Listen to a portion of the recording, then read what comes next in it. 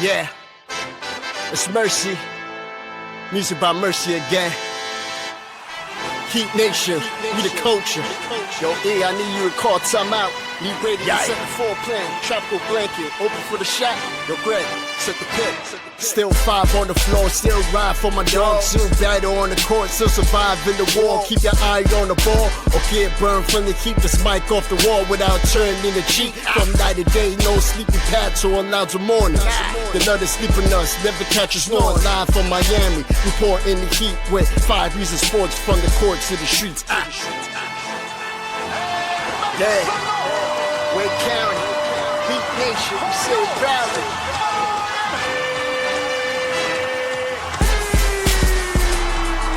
Welcome to 5 on the Floor, a daily insider show on the Miami Heat and the NBA, featuring Ethan Skolnick, Greg Sylvander, Alex Toledo, Brady Hawk, and others from the 5 Reasons Sports Network. Also, make sure to subscribe to Off the Floor for the most heat anywhere.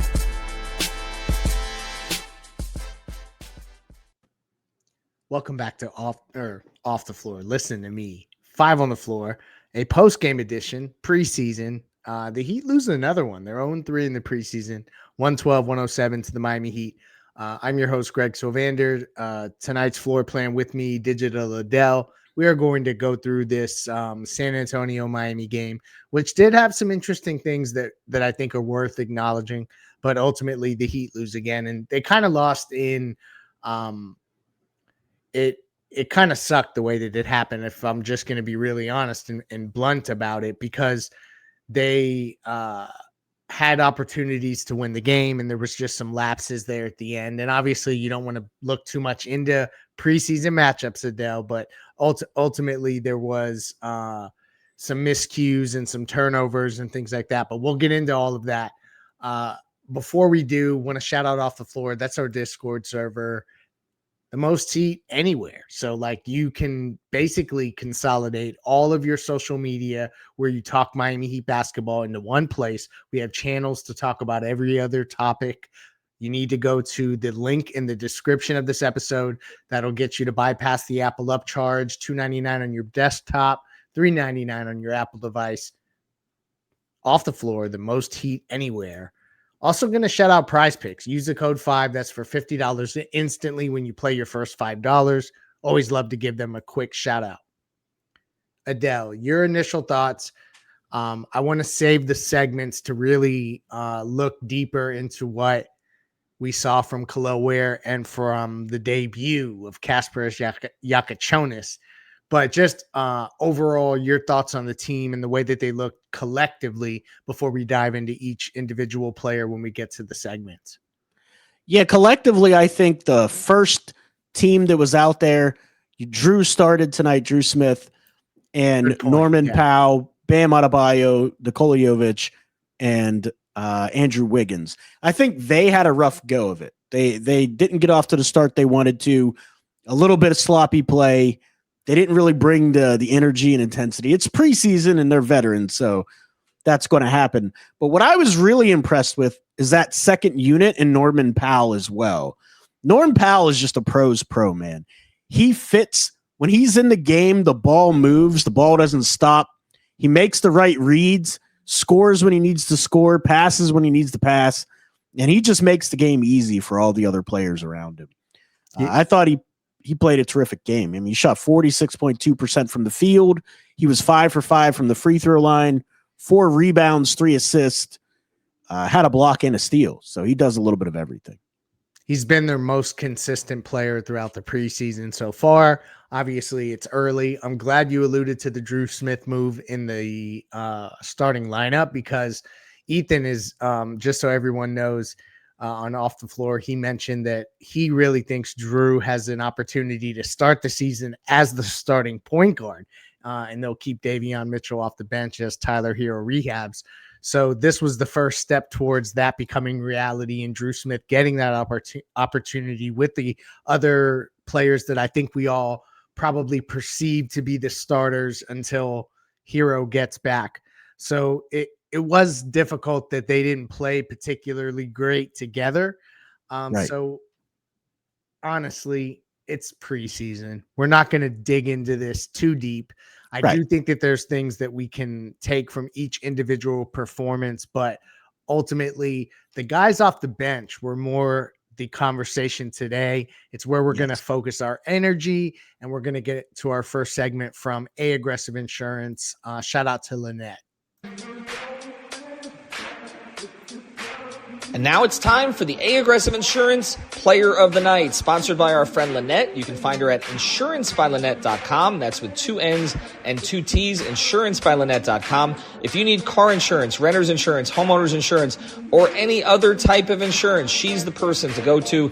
Based in Lauderhill, she services the entire Tri-County area here in South Florida, and she will make sure to get you the best deal. She'll probably talk to you about the heat while you're at it. Reach out to her, insurancebylynette.com. And now, the player of the game. So because the minutes are so evenly distributed when it comes to the preseason, we're not going to do just one player here. I want to give a major shout out to Jaime Jaquez. I thought that he had a really efficient game. Pre-show, that was something that Adele immediately mentioned. I thought that Kelel Ware responded really well to some, there were,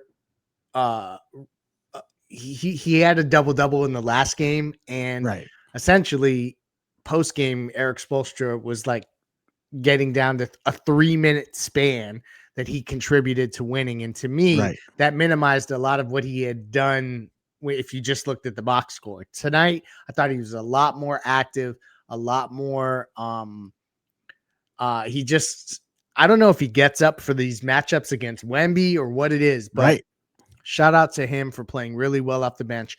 29 points, 12 rebounds. He played efficient, pretty mistake-free basketball for the most point. And then the other guy that made his NBA debut, and I'm queuing this up for you so that you can tell us about how he played. Kasperus Jakučionis makes his debut, 8 points, 10 assists in his first game out there. You've been a proponent of his since the minute that there was a chance he could be drafted by the Heat. He looked great tonight. Your thoughts on his play? Yeah, absolutely. I mean, I had him 8th on my big board during the draft process. I was blown away that the Heat were able to draft this kid at number 20. And one of the hallmarks of Kasperus Jakučionis is his defense. And Eric Spoelstra pointed that out whenever he was going at it and being super competitive with Davion Mitchell in practice. And then tonight, you saw that. He was impactful defensively. He was in the passing lanes. He got a steal, a couple of steals, and he was making the game easy for those guys on the second unit.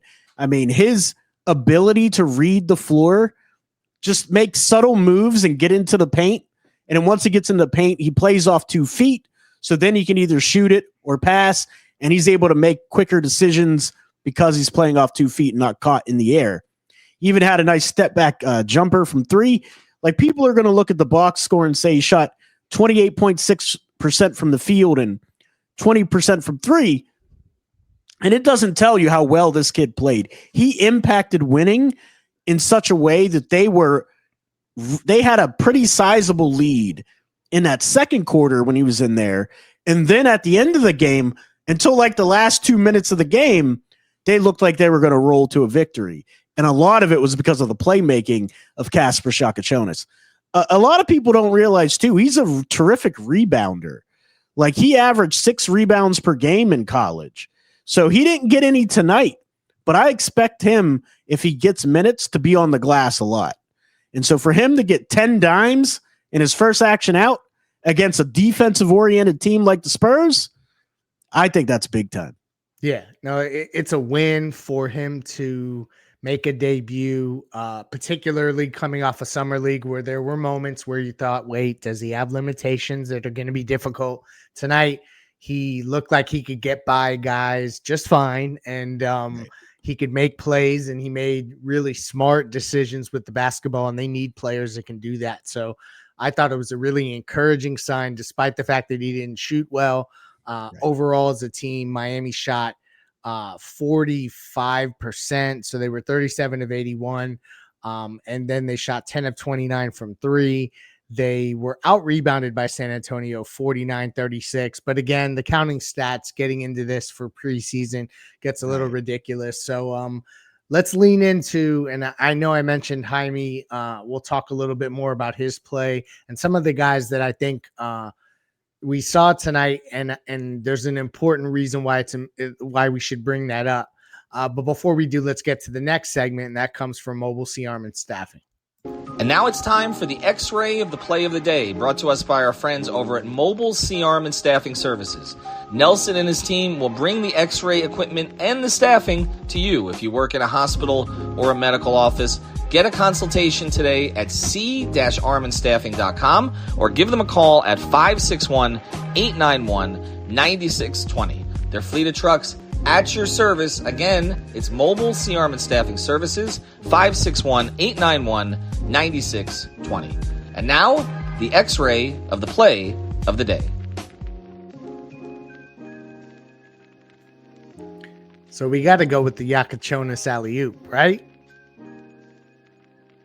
Absolutely. That alley-oop that he had to Kelel Ware has to be the play of the day, man.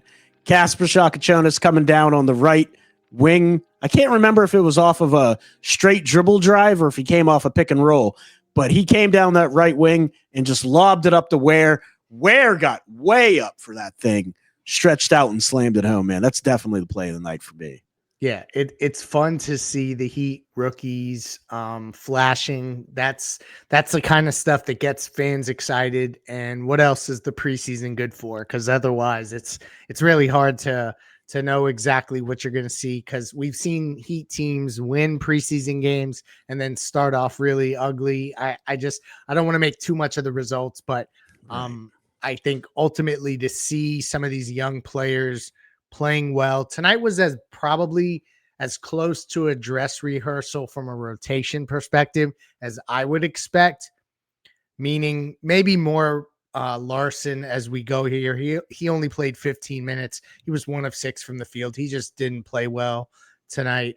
And Myron Gardner got 14 minutes. I think he's still going to be a factor, but as a two-way player, obviously they have a lot of guys that still need to get back. Fontecchio will try to squeeze his way into the rotation. Davion Mitchell has a spot in the rotation. Definitely. So I thought that tonight we saw like the bulk of guys that are going to be in the mix for playing time.